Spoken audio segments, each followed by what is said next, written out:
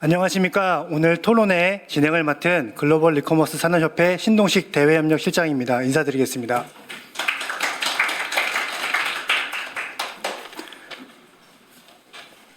네, 바쁜 일정 가운데서도 이 자리에 함께해 주신 여러분께 모두 감사드립니다. 그리고 오늘 자리를 마련해 주신 국제재정위원회 간사이신 박수영 의원님께도 감사드립니다. 오늘 많은 관심을 가지고 참석해 주신 정부 관계 여러분, 그리고 리커머스 산업협회 회원사 여러분께도 감사드립니다. 지금부터 토론회를 시작하겠습니다. 먼저 내빈 소개에 앞서서 오늘 토론회는 국회 방송에서 녹화되고 있으니 참고해 주시기 바랍니다. 추후에 이 녹화 방송은 국회 방송에서 나올 예정입니다. 참석해 주신 내빈을 먼저 소개해 드리겠습니다. 일단 토론회를 주최해 주신 박수영 의원님께서는 토론회 20분 전에 오셔서 인사하시고 지금 본관에 잠시 공약 발표 일정이 있으셔서 잠시 가셨고 2시 15분쯤에 다시 오셔서 끝까지 참석할 예정이십니다. 다음으로 자리에 오신 국회의원분 소개 올리겠습니다. 국민의힘 비례대표이시며 교육위원회에서 활동하고 계시는 김민전 국회의원님 모셨습니다. 감사합니다. 네. TV에서 많이 뵌 분께 또 이렇게 보셔서 참 새롭습니다. 네, 이어서 오늘 토론회를 또 주관해 주신 글로벌 리커머스 산업협회 이신혜 회장님 참석하셨습니다.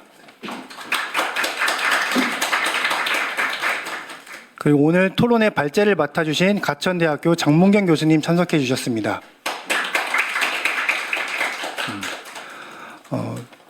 정부에서 오신 분들 소개 올리겠습니다. 재정경제부 부가가치세과 이종수 과장님 참석하셨습니다. 산업통상부 무역진흥과 김열규 과장님 참석해 주셨습니다. 네. 그리고 글로벌 리커머스 산업협회 유정아 이사님 참석하셨습니다. 딜리버드 코리아 김종익 대표님 참석하셨습니다. 번개장터 이한수 이사님 참석하셨습니다. 그리고 시간 관계상 모든 분들을 안내해 드리지 못한 점 양해해 주시고 여기 모든 분들이 다 내빈이십니다. 다음으로 오늘 참석해 주신 분들의 인사 말씀을 듣겠습니다. 박소영 의원님은 이따가 오시면 듣도록 하고요. 오늘 기한 걸음 해주신 김민전 국회의원님 말씀 잠시 짧게 듣겠습니다. 네, 안녕하세요. 김민전입니다. 사실 박수영 의원님이 하시는 일은 제가 항상 전적으로 지지하고 있기 때문에 또 이런 새로운 일을 하시는구나 하고 나타났습니다. 요즘은 3R의 시대다 이렇게 얘기하죠. Reduce, Reuse, 그리고 Recycle의 시대다 이렇게 얘기합니다. 과거와 같이 자원을 무한정 쓸 수 있는 세대가 아니고 이제는 어떻게 하면 더 줄이고 재사용하고 또 재활용할 것이냐, 이것이 굉장히 중요한 시대였고 이것이 이제 지속 가능한 생태계를 만들 수 있다 이런 의미인데요. 커머스에 있어서도 리커머스는 사실 이미 우리가 당근마켓이나 이런 것을 통해서 부분적으로 하고 있었습니다. 그러나 당근마켓이 가지고 있는 장점도 있지만 또 단점도 굉장히 많고 그와 관련된 피해도 굉장히 많은 것으로 알고 있는데요. 이것을 이제 양지로 끌어내서 법제화하고 특히 아마 기업이 여기에 개입해서 품질 보증 등으로 인해서 이 사기나 혹은 이런 다양한 불만을 없애고 기업이 아마 신뢰를 보장하겠다 이런 의미가 아닌가 이렇게 저는 알고 있습니다. 잘은 모르겠지만 어쨌든 이렇게 좋은 자리를 마련해 주셔서 감사드리고요. 앞으로 이 부분에 있어서 오늘의 이 자리가 새로운 시작이 되기를 진심으로 기원합니다. 감사합니다. 감사합니다. 그리고 이 자리에 박수영님 안 계시지만 김민정 의원님 오셨으니까 앞에 계신 분들 내빈 같이 기념 촬영 이렇게 잠시 하고 이렇게 진행하겠습니다. 앞에 오늘 발제분들, 토론자분들 나와서 기념 촬영 진행하도록 하겠습니다.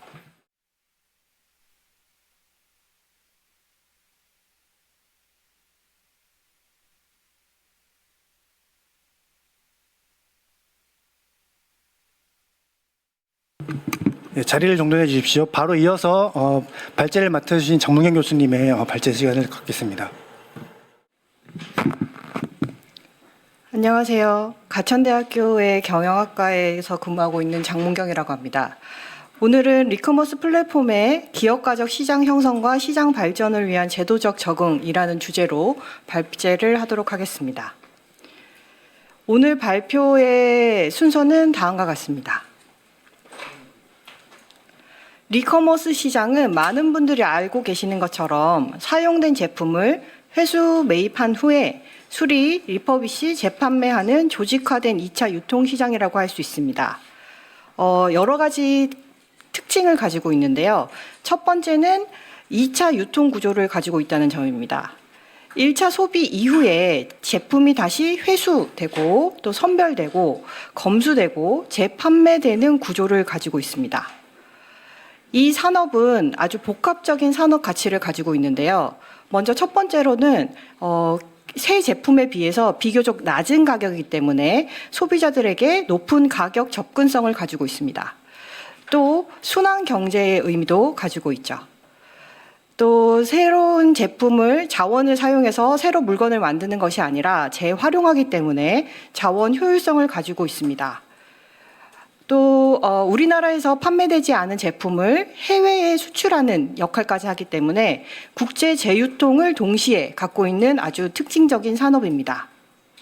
여기서 중요한 점은 단지 중고 거래가 이루어진다는 점이 아닙니다.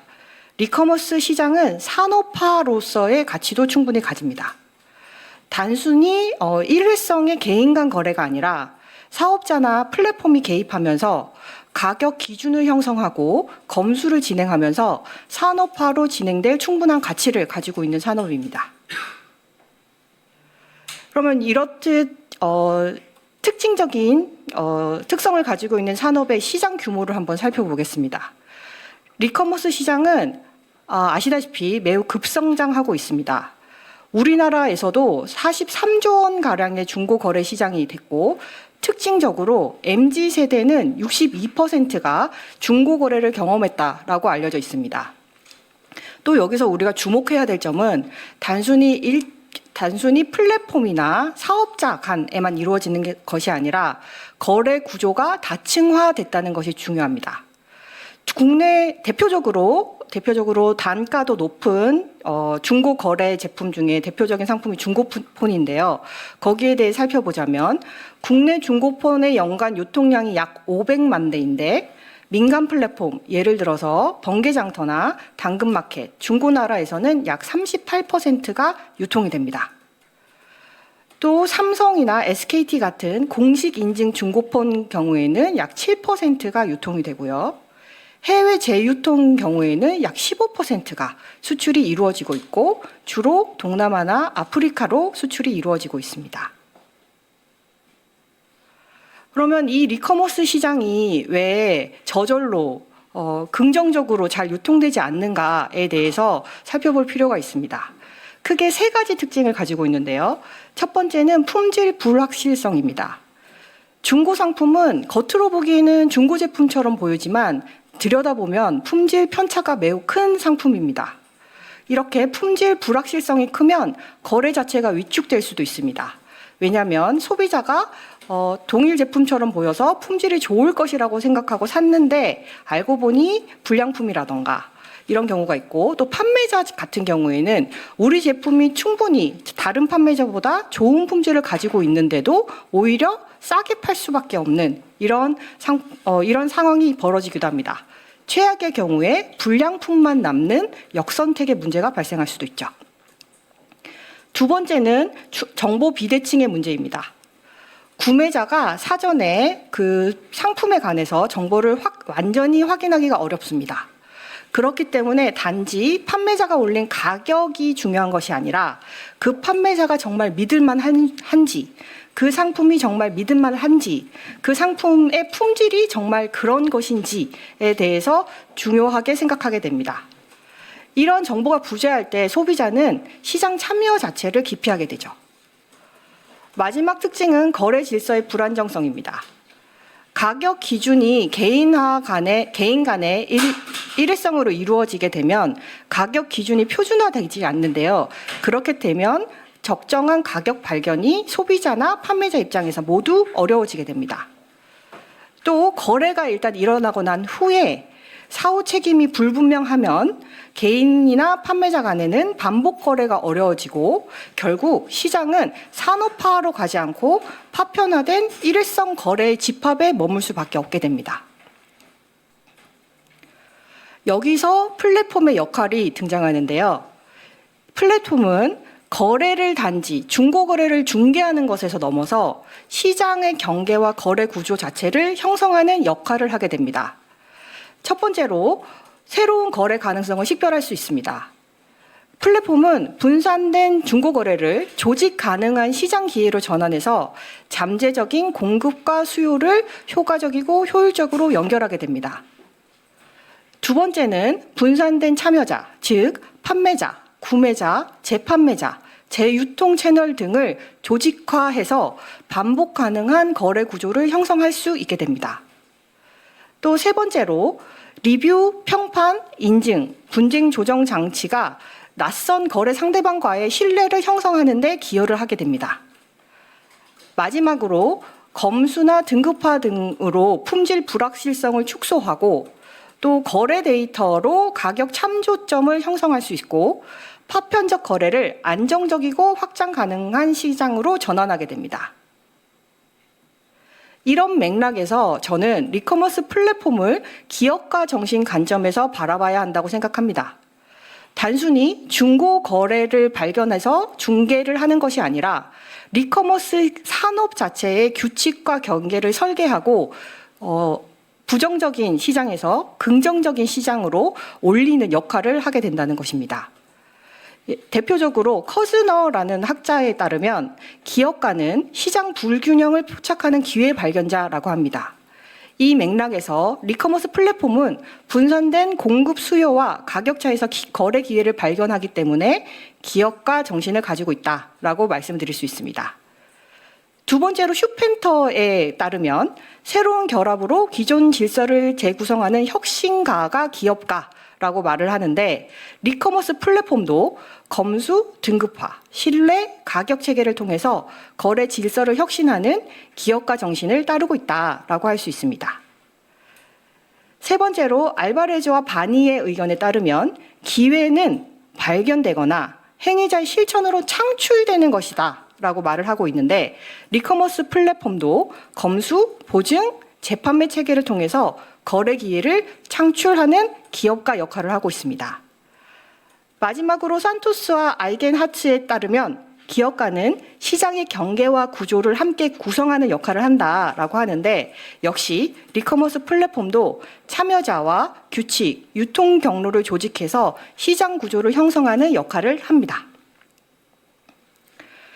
이렇게 새롭게 등장하는 리커머스 시장에서 플랫폼이 기업가적 역할을 한다고 했는데 그러면 지금 그 역할에서 문제가 되는 것은 무엇이냐를 살펴보겠습니다. 이렇게 새롭게 생성된 시장은 기존 제도와의 충돌이 발생할 수밖에 없게 됩니다. 일반 부가가치세 구조는 사업자 간의 세금 계산서 발행이 전제로 되어 있고 제조, 도매, 소매 각 단계에서 부가가치에 대해서만 순차로 과세하게 되어 있습니다. 또 매입세 공제로 이중과세를 방지하게 되고 결국 각 단계의 부가가치에만 과세한다라는 구조를 가지고 있습니다. 이에 반해서 리커머스 시장을 살펴보시면 이것은 전제부터 다른 구조를 가지고 있습니다. 거래 시작점부터 다른데 전문 매입이나 재판매 업체, 즉 플랫폼은 개인 판매자로부터 많은 수의 중고품을 매입하게 됩니다. 매입한 것에 검수와 검증 과정을 거쳐서 유통을 해서 중고 물품 구매자에게 판매를 하게 되는데 이때 매입가와 함께 부가가치가 창출된 거기에까지 더해서 과도한 세부담을 얻게 됩니다.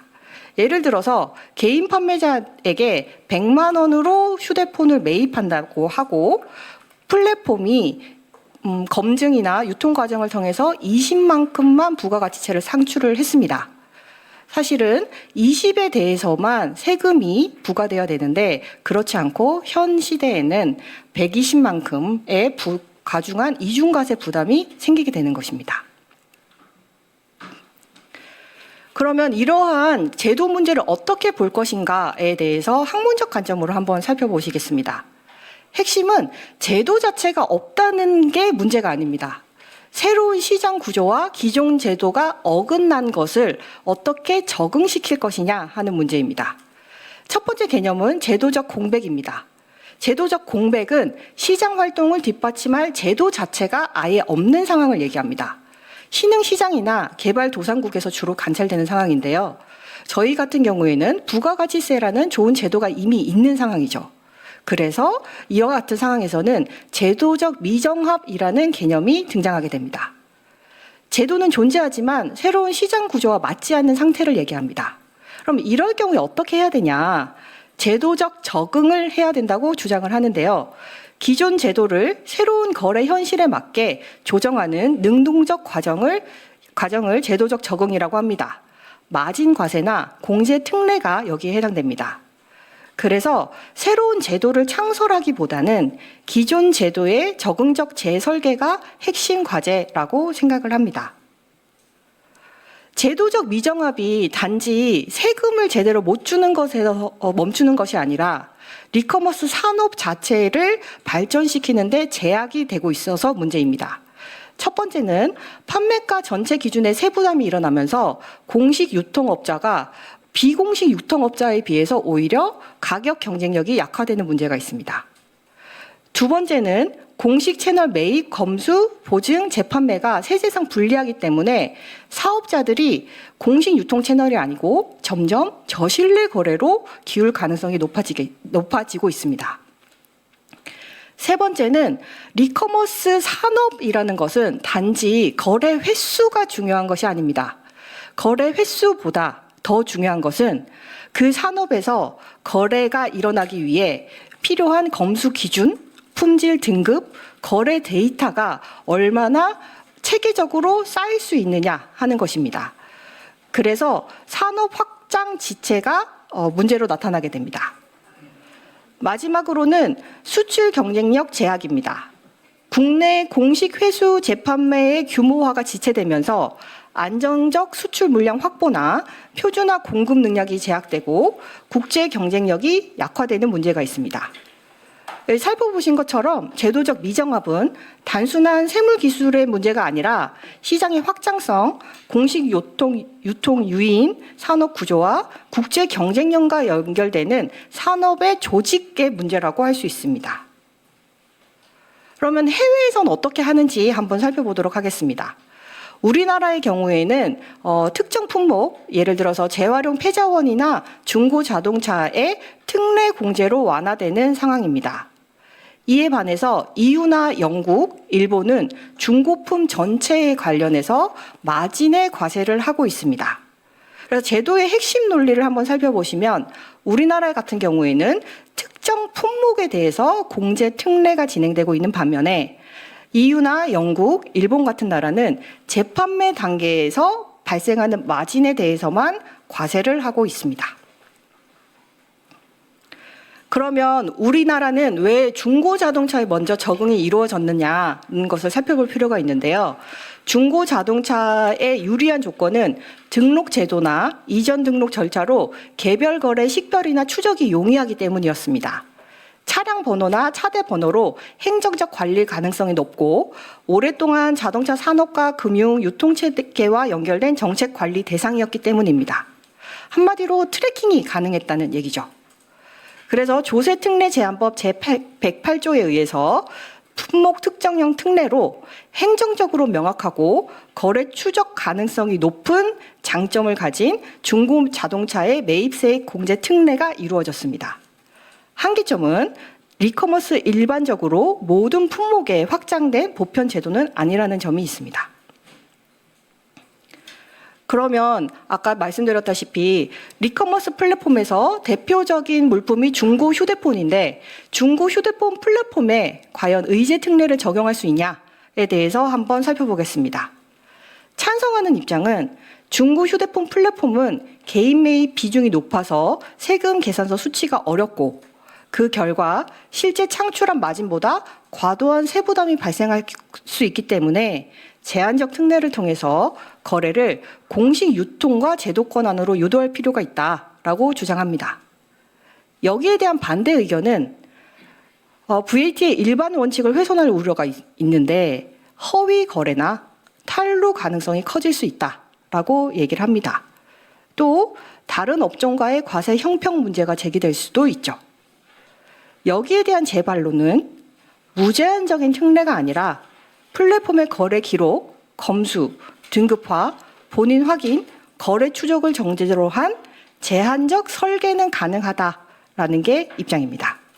그래서 핵심 쟁점은 특례 자체를 찬성하냐 반대하냐 이것보다 리커머스 산업이라는 것을 키우기 위해서 또 부정적인 거래를 공식적인 채널로 유도하기 위해서 과연 어디까지 예외를 허용하면서 VAT 원칙과 조세 형평을 유지할 수 있는가라는 점이 있습니다. 다시 말해서 어떤 플랫폼에서 어떤 거래에 어떤 증빙 요건 아래서 특례를 허용할 것인가 여기가 쟁점이라고 생각합니다.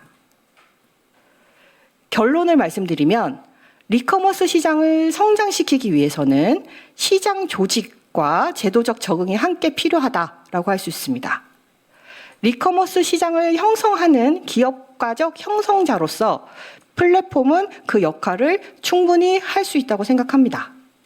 그리고 VAT 문제는 그 제도적 공백이 아니고 제도적 미정합으로 재해석해서 새로운 제도를 창설하기보다는 기존 제도의 적응적 재설계를 정책 방향으로 제시해야 한다고 생각합니다. 그래서 VAT 특례를 특정 산업을 지원하는 관점에서 보는 게 아니고 기존 VAT의 기본 원리, 즉 단계별 부가가치 과세의 중립성을 유지하면서도 리커머스의 실제 부가가치에 더 가깝게 과세되도록 설계하는 제도적 적응으로 재해석해야 된다라고 말씀드리겠습니다. 네, 저의 발제는 여기까지 하겠습니다. 감사합니다.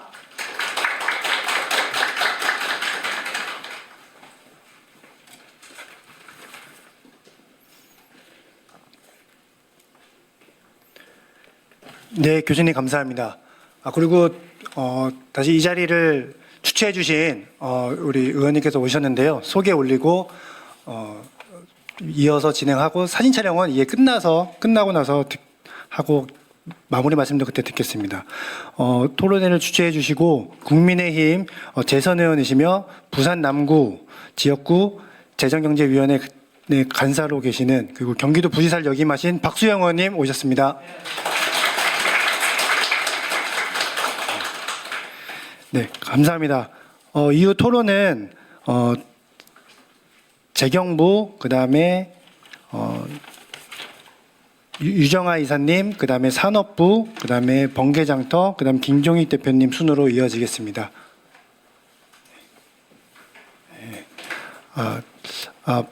산업부에서 좀 조정이 필요한 부분이 있어서 이따가 유정아 대표님 발표 토론 대신에 산업부가 먼저 하는 것으로. 예. 발표는 그 자리에 앉으셔서 하시면 되겠습니다. 기재부 과장, 재정부 과장님 시작해 주시면 감사합니다. 예, 재정경제부 부가가치세 과장을 맡고 있는 이종수라고 합니다. 오늘 여기 의원님실 쪽에서 이렇게 리커머스 협회하고 이렇게 자리를 마련해 주셔서 또 저희하고 이렇게 상호 소통할 수 있게 해주셔서 감사드리고요. 저는 이게 여튼간에 부가세과 여기 어떤 실무자이기 때문에 제가 어떤 그런 어떤 책임 있는 답변을 하기에는 좀 어려움이 있을 것 같습니다. 또 나중에 이게 어떤 법안으로 올라오면 어떤 또 차관님이나 실장님 이런 책임 있는 분들이 어떤 답변할 수 있을 거라고 보고 있고요. 여튼간에 요게 31페이지 보시면 요 토론의 자료집 31페이지 보면 현행 제도하고 그리고 아까 저기 교수님께서 말씀해 주신 그 부분에 대한 거, 그리고 앞으로 뭐 의원 발의가 되면 국회에서 세법 심사 과정에서 논의가 되면 저희 실무자 입장에서 어떤 이러이러한 거를 보고 드려야 되겠다, 그런 것들이 혹시 저쪽 리커머스 협회나 이런 데서 도움이 될 것 같아서 그런 식으로 말씀을 드리도록 하겠습니다. 현재는 이게 어떤 재활용 폐자원, 그러니까 폐자원을 재활용하기 위해서, 그리고 중고 자동차 거래를 위해서 이게 이제 개인들이 갖고 있던 것들이, 개인들은 세형계약서를 발급을 못 하니까 그거를 이제 그 사업자가 사오면서 이제 하다 보니까 세형계약서 없이 사오다 보니까 이제 매입세액이 이제 공제받을 매입세액이 없는 경우죠.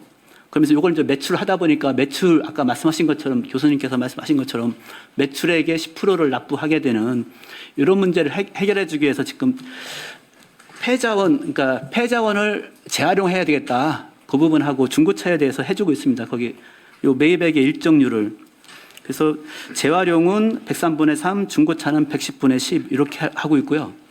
또 이걸 하다 보니까 아까 아까 얼핏 교수님 발제 자료에도 나왔었는데, 이게 나름대로 현재도 이게 그런 추적이라든가 그런 것들이 가능한 물품, 이게 중고차는 이게 개인들에서 나오지만, 이게 또 요거는 지금 폐차는 아니고 이게 이제 유상으로 판매하는 물품, 또 자동차는 또 자동차관리법에서 등록도 되고, 또 중고차 시세라든가 또 취득세라든가 이런 게 있어서 이 정도는 그래도 어떤 해줘도 그렇게 부당공제가 크게 염려가 없을 거다 하는데, 실은 이 부분도 그런 부당공제 이런 부분들이 현실적으로 적지 않습니다.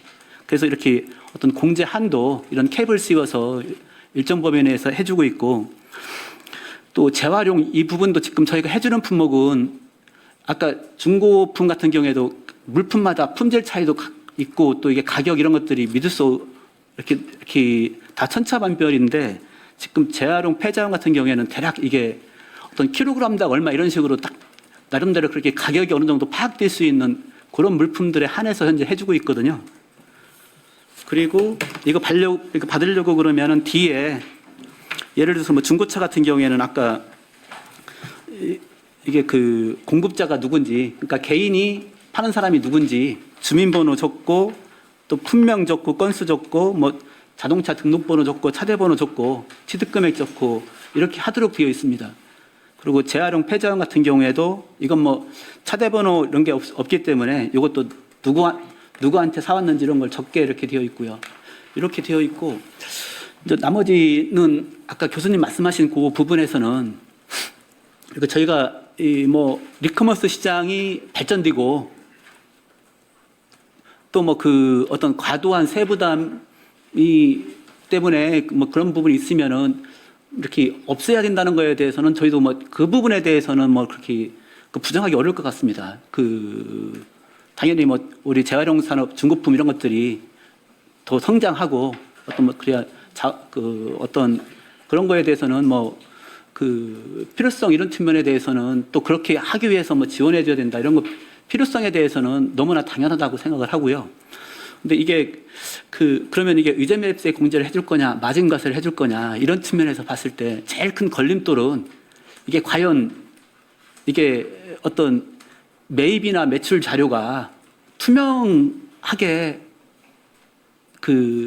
과세관청이 보기에 투명하게 그래도 이 정도면 믿을 수 있어 할 정도의 그 정도가 되는지, 이게 누가 언제 무슨 품목을 얼마에 사고 팔았는지, 그게 또 이렇게 기재된 거를 그대로 믿을 수 있는지, 지금 현재 중고차 재활용 이런 것들은 나름대로 어느 정도 파악이 된다고 생각하는데도 그쪽에서 부당공제가 현실적으로 많이 이루어지고 있거든요. 그래서 이게 이런 부분들에 대해서 어느 정도 그게 해놓지 않고 도입하는 것 하기는 저희는 약간 그런 측면이 되게 중요합니다. 이게 그쪽 부분에서 어느 정도 이게 해소가 되어야, 이게 그렇지 않으면 이게 실은 적지 않은 규모의 부당공제가 저희도 그렇고 여기 리커머스 협회 쪽에서도 원하는 바는 아닐 거라고 보고 있거든요. 그러니까 의제 매입세 공제 만약 이런 거 했을 때 또 중고품은 또 워낙 이게 우리가 그 현실에서 살다 보면 아파트 이런 데서는 많은 물건들이 또 이렇게 분리수거 재활용 이런 걸로 해서 실은 뭐 무상으로 나가고 또 경우에 따라서는 수수료를 부담하면서도 나가고 또 어떤 것들은 또 개인들이 팔면서 이렇게 나가는데 그런 부분들이 또 개인이 판다고 할 때 우리가 이 매입세 공제 해주는 이유는 이게 거래 징수 당했기 때문에 해주는 거거든요.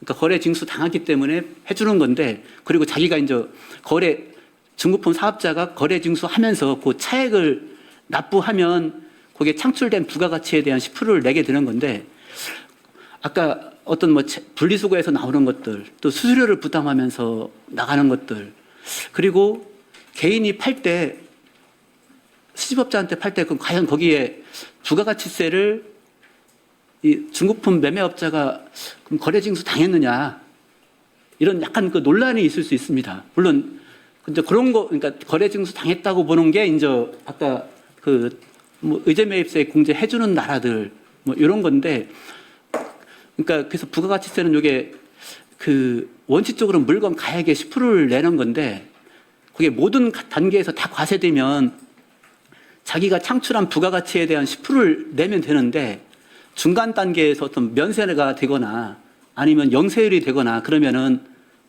그 마지막 단계 사업자가 자기가 창출한 부가가치에 대한 10%를 내면 부족하게 되지는 거거든요. 그러니까 앞 단계 사업자가 창출한 부가가치에 대한 10%도 다음 단계에 있는 사업자가 내게 돼 있습니다. 그러니까 이제 예를 들어서 중간 단계 영세율을 적용하게 되면 그래서 그게 영세율 적용하면 다 부가세가 다시 살아나는 거를 그 환수 효과라고 하거든요. 그래서 무조건 이게 어떤 자기가 창출에 대한 부가가치의 10%만 내면 되는 게 아니고 물건 가액의 10%는 내줘야 되는 건데 그거를 아까 모든 단계에서 다 과세하게 되면 자기가 창출에 대한 10%만 내주면 똑같은 되는데 그 이전 단계에서 영세율을 적용하거나 면세가 이루어지거나 이렇게 하게 되면은 그 뒤에 사업자가 앞 단계 사업자가 창출한 부가가치에 대한 10%를 내야 된다. 그리고 또 이게 우리가 부가가치 세법에 보면 이게 많은 경우에는 이게 부당공제 이런 걸 방지하기 위한 그런 제도들이 많거든요. 이게 예를 들어서 뭐 사업자가 승용차를 산다.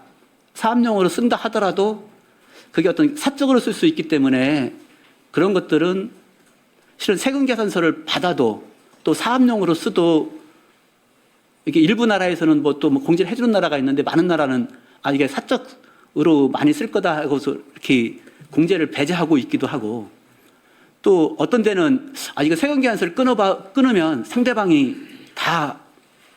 그러니까 상대방이 매입세 공제 받는 거를 예를 들어서 뭐 그 임의용 같은 경우에는 이런 것들은 이게 임의용은 되게 이게 사적으로 미용 이런 걸 할 거야 하면서 애시당초 세금 계산서를 발급하지 않게 하거든요. 상대방이 부당하게 공제받는 걸 막기 위해서. 또 간이가세자 거래는 이런 건 분명히 그 부가세가 거래되면서 뭐 이렇게 전가시키고 하는데도 불구하고 간이가세자가 예를 들어서 샀을 때는 매입세 공제 안 되고 또 간이가세자 물건을 사게 되면 그것도 공제를 못 받고 그래서 이 부분은 각 나라의 실은 어떤 납세의 의식이라든가 과세 인프라 그리고 이런 거하고 관련돼 있다. 근데 요즘에는 이제 중고 플랫폼이나 뭐 안전결제 시스템 이런 것들로 인해서 많이 그래도 투명화가 된 거는 사실인 것 같아요. 그래서 그런 부분들을 이렇게 어떻게 어떤 과세 관청이나 이쪽 협회나 산업계 이쪽에서 얼마나 많이 이 부분이 이제 그래도 부당공제 그 우려를 얼마나 많이 씻어내느냐 이런 부분들이 중요한 것 같습니다. 이게 중고품 전체로 할 건지 아니면은 지금처럼 이게 부당공제 우려가 적은 품목 위주로 할 건지 이제 뭐 이런 것들이 좀 중요하지 않은가 이런 생각이 듭니다. 이 정도로 말씀드리겠습니다. 네, 과장님 감사합니다. 다음 토론 순서로 유정아 이사님 발표 시간을 갖겠습니다. 토론의 자료집 순서로 하겠습니다. 다른 분 37페이지 참고하시면 되겠습니다. 작년에 기재부보다는 굉장히 전향적인 말씀을 해주셔서 협회 입장에서는 굉장히 감사 말씀드립니다. 저는 오늘 K 리커머스가 글로벌 리커머스 시장에서 더 나아가 글로벌 이커머스 시장에서 주도권을 잡기 위해서 가장 중요하고 그리고 마지막 퍼즐이라고 할 수 있는 과세 정상화에 대해서 말씀을 드리도록 하겠습니다. 먼저 오늘의 아젠다는 박수영 의원님실에서 발의해 주신 중고거래 제품의 특히 수출 중고거래품에 대해서 부가세 의제 매입을 도입을 하는 법안이고요. 이에 대해서는 저희가 입수한 정부의 입장으로는 크게 세 가지로 반대한다고 알고 있습니다. 첫 번째가 정부의 기존 정책과 좀 충돌한다. 두 번째는 중고거래 특성상 거래 투명성 확보가 어렵다. 세 번째는 일정 특정 플랫폼한테 특히 시비가 갈 수 있다. 그래서 오늘 이 정부 입장과 저희가 박수영 의원님실에서 발의해 주신 법안이 왜 합리화된 방안인지에 대해서 주로 말씀을 드리도록 하겠습니다. 먼저 작년에도 이미 관련 법안이 몇 개 제출이 된 상황입니다. 그래서 중고품 전체에 대한 부가세 의제 매입을 하는 법안이 2개, 그리고 중고 휴대폰에 대한 부가세 의제 매입 법안 2개, 총 4개의 관련 법안이 여야 의원실에서 모두 발의가 된 상황이었고요. 그리고서 소위 회부가 됐는데 앞에 말씀드린 3가지 이유로 정부에서 반대를 해서 폐기가 되었습니다. 하여 작년 정부의 의견을 최대한 반영을 하여 중고 수출품에 한해서만 부가세 의제 매입을 하는 법안을 새로 박수영 의원님실에서 발의하게 되었습니다. 그렇다면 먼저 왜 현재 중고품에 부과되고 있는 부가가치세가 좀 문제인지, 이는 이미 작년 7월 서울행정법원이 문제가 있다고 판결을 내린 상황입니다. 특히 매출이 있는데 비용은 없다. 이거는 경험치에 반한다고 하면서 특히 중고폰의 경우는 고유 식별번호를 통해서 거래 추적이 가능함에도 이를 모두 비용을 부인한다는 것은 명백한 징수권 남용이라고 판결을 내린 바가 있습니다. 이러한 문제점 이외에 그렇다면 현재 중고품에 부가세를 적용을 하는 것이 왜 문제인지 좀 더 구체적으로 말씀을 드리도록 하겠습니다. 첫 번째는 장문경 교수님께서도 잘 말씀해 주셨듯이 초과 과세가 된다는 점입니다.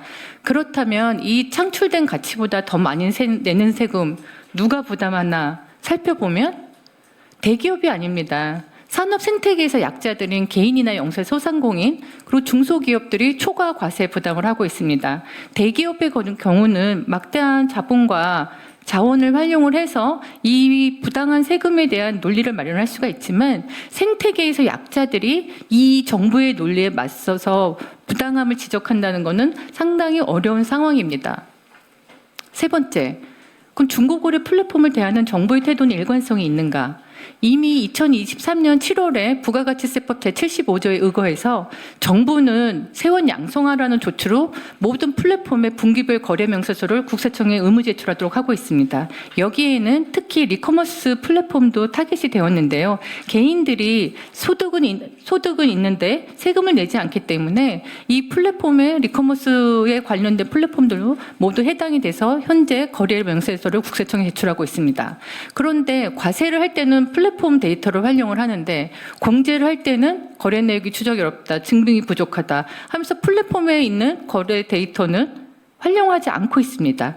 이는 정부가 중고거래 플랫폼을 대하는 태도에 모순이 있다고 저희 협회는 판단을 하고 있습니다. 이처럼 현재 중고거래에 대한 부가세 문제가 크게 3가지로 저희는 말씀을 드리고 있고요.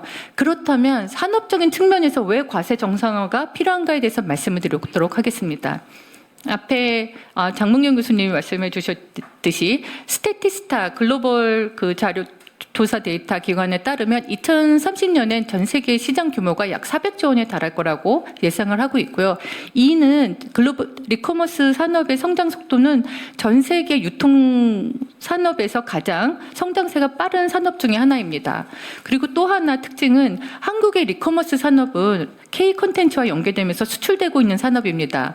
우리는 이제 더 이상 아이돌의 포토카드가 200만 원이다, 300만 원이다 이렇게 해외에 팔리는 게 더 이상 새로운 뉴스거리가 아닐 정도로 한국의 중고품은 해외에서 인기가 많습니다. 그래서 한국 리커머스의 가장 특징인 수출하고 있는 리커머스에 있어서 과세 정상화는 꼭 필요한 조치라고 생각을 합니다. 마지막으로 리커머스 산업은 새로 성장하고 있는 산업입니다. 따라서 새로운 비즈니스 기회가 계속 이 생태계 내에서 이루어지고 있습니다.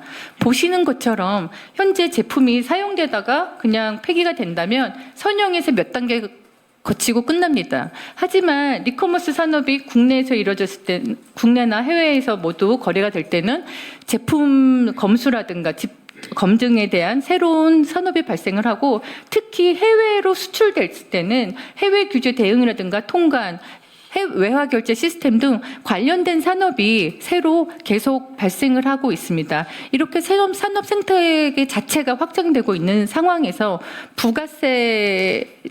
부가세라는 현재 비정상화된 그 정부 정책이 산업의 성장을 일정 부분 막고 있다고 말씀드리고 싶습니다. 마지막으로, 마지막이고, 그렇다면 왜 2026년인가? 현재 EU에서는 패션업의 재고 폐기를 금지하는 법안을 올해 7월부터 실행할 예정이고, 내년에는 디지털 제품 여권 제도로 시행을 할 예정입니다. 이는 리커머스 산업이 질적으로 변화할 정책을 앞두고 있는데요. 그리고 또 국내에서는 다행스럽게도 한국 국가기술표준원이 리커머스 서비스 표준화 가이드라인을 마련을 하고 있습니다. 즉, 전 세계가 리커머스 산업의 질적 변화, 이 시장의 질적 변화를 일으키는데 준비를 하고 있는데, 국내만이 아직 부가세 의제 매입에 대해서 논의를 하고 있다는 자체가 사실은 좀 안타까운 상황입니다. 따라서 이 중고 거래에 대한 부가세 의제 매입이 과세 정상화가 됐을 때는 어떤 효과가 발생을 하느냐, 크게 세 가지 차원으로 말씀드리겠습니다. 국가 차원에서는 거래 양성화가 되면서 장기적으로는 세원이 늘어나게 되고요. 그리고 K 콘텐츠하고 연계된 리커머스 산업 수출이 활성화가 됩니다. 산업적인 측면에서는 리커머스 관련된 새로운 산업이 계속적으로 성장을 하게 되고, 그다음에 이중과세가 해소가 됨으로써 글로벌 시장에서 한국의 리커머스 산업의 경쟁력이 확보가 됩니다. 사회적 차원으로는 소상공인이나 중소기업 등 계속해서 새로운 비즈니스 기회가 확대가 되고, 또한 제품 수명 연장을 통해서 탄소 중립 목표의 달성에도 기여하게 됩니다. 따라서 마지막으로 정리 말씀드리겠습니다.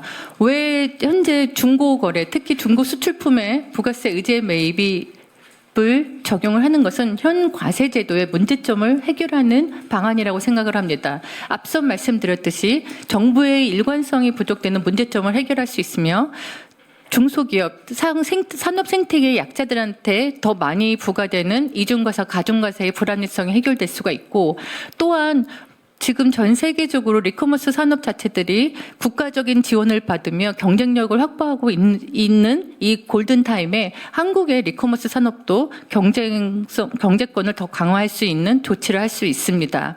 제가 드리고 싶은 말씀은, 중고 거래에 대한 부가세 의제 매입은 특혜가 아니라 부가가치세 본 목적에 부합한 제도이며, K 리커머스 경쟁력 확보를 위해 꼭 필요한 조치라고 생각합니다. 이러한 현재 중고 거래에 대한 부가세 정책은 이미 법원에서도 위법성이 있다고 지적한 사항입니다. 따라서 정부 차원에서도 좀 더 넓은 시각, 열린 마음으로 다시 한번 봐주시길 부탁드립니다. 감사합니다.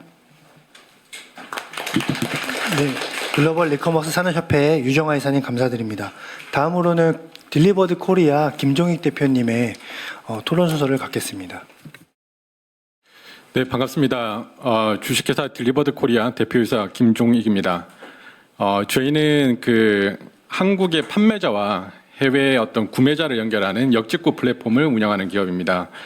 오늘은 현장에서 직접 체감하고 있는 K 리커머스 수출의 어떤 현장의 모습과 이 산업이 한 단계 도약하기 위해서 어떤 그런 제도적 그런 어떤 추가적인 과제에 대해서 말씀드리도록 하겠습니다.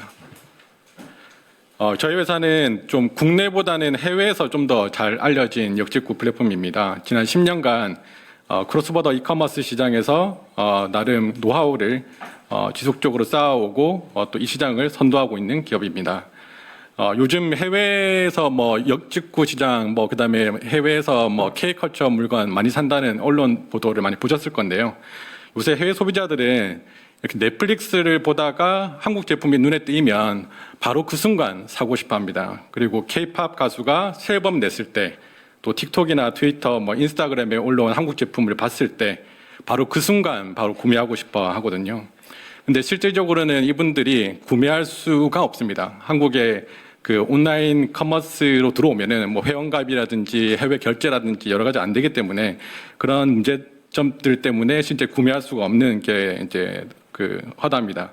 그래서 저희는 저희 플랫폼을 통해서 이런 어떤 그 문제점을 해결하기 위해서 해외 소비자가 뭐 이런 거 사달라, 저런 거 사달라라는 어떤 요청들을 받기 시작했고, 하루에도 수백만 건, 수천 건의 어떤 그런 요청들을 받아서 처리하게 되었습니다. 그러니까 저희가 이런 거 하다 보니까 좀 재미있는 그 데이터가 축적되게 되었는데요. 한국의 어떤 플랫폼에서 또 어떤 상품들이 잘 팔리는지에 대한 데이터가 저희가 저장하게 되었습니다. 그래서 그 기반으로 되게 흥미로운 그 데이터의 주인공이 바로 그 중고 플랫폼을 운영하는 번개장터였습니다. 그러니까 과연 왜 해외 외국인들이 이렇게 중고 거래 시장에서 상품을 살까라는 어떤 그런 궁금증을 가지게 됐고, 그러니까 실제 보니까 한국에서만 구매할 수 있는 아까 K-팝 그런 어떤 앨범들, 희귀템들, 그다음에 한국에서만 구매할 수 있는 뭐 패션 아이템들, 뭐 이런 것들을 하루에도 수십 건씩, 수백 건씩 사달라는 요청들이 계속해서 들어왔었습니다. 그래서 저희가 이런 걸 그 파악해서 2023년부터 이 번개장터라는 중고 플랫폼과 상품을 등록하고 또 결제하고 배송 추적하는 그런 시스템을 실시간으로 주고받을 수 있는 시스템을 연동하였고요. 그런 어떤 그런 연동을 통해서 현재는 외국인들이 아주 쉽게 그런 중고 거래 상품들을 구매할 수 있는 환경을 만들었습니다. 그래서 아까 이 그 해외, 그러니까 그 이 부가세 환급을 받는 부분에 대해서 저희가 수출을 하는 그런 기업의 관점에서 어떻게 이게 저희가 매입을 하고 또 어떻게 이제 수출을 하는지에 대한 어떤 과정들을 좀 설명을 드릴까 하는데요. 해외에서 먼저 그 아까 저희 플랫폼 또는 그 번개장터라는 중개 플랫폼에서 이제 상품을 검색하고 실제 결제를 하면요. 이 결제는 저희가 한국에 있는 피지사들을 보통 씁니다. 그러면은 피지사 또는 페이팔에서 보통 이제 결제가 이루어지겠죠. 뭐 그 내용을 저희도 이제 데이터베이스로 저장을 하고 있고요. 그러면 이제 저희가 그 내용을 기반으로 한국에 있는 중고 플랫폼에서 판매자에게 직접 매입을 합니다. 그러면 매입 근거도 이제 남겠죠. 그리고 저희가 그 상품을 매입하고 나서 이 판매자들에게 특정 주소로 이제 상품을 보내라고 하는데 이제 그게 저희 물류센터입니다. 그 물류센터에 저희가 반입이 되고 나면 물건을 일일이 다 뜯어서 안에 제품을 확인을 합니다. 이게 뭐 예를 들어서 실제 해외 판매자가 구매한 것과 그 해외 구매자가 구매한 것과 판매자가 이제 보내준 것이 다를 수도 있으니까 일일이 저희가 검수를 하고요. 다 비디오로 저장을 합니다. 저장을 하고 이게 이제 검수가 확인이 되면은 해외에 있는 고객들에게 저희가 직접 뭐 UPS나 FedEx를 통해서 저희가 수출을 직접 배송을 해드리고 있고요. 또 그 과정에서 수출 신고도 저희가 하고 있습니다. 그래서 이런 어떤 과정들을 통해서 직접적인 어떤 모든 트래킹이 뭐 구매 내역, 상품 매입가, 그다음에 국내 배송 내역, 수출 내역 이런 것들을 다 저희가 데이터베이스에 저장하고 있고요.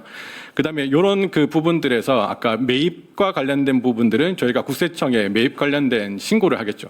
그리고 이제 수출 관련된 그 부분도 이제 저희가 저 관세청에 항상 수출 신고를 하게 하고 있습니다. 그래서 아까 매입한 가격과 그다음에 수출한 가격이 일치되는지도 항상 저희가 확인을 하고 있고요.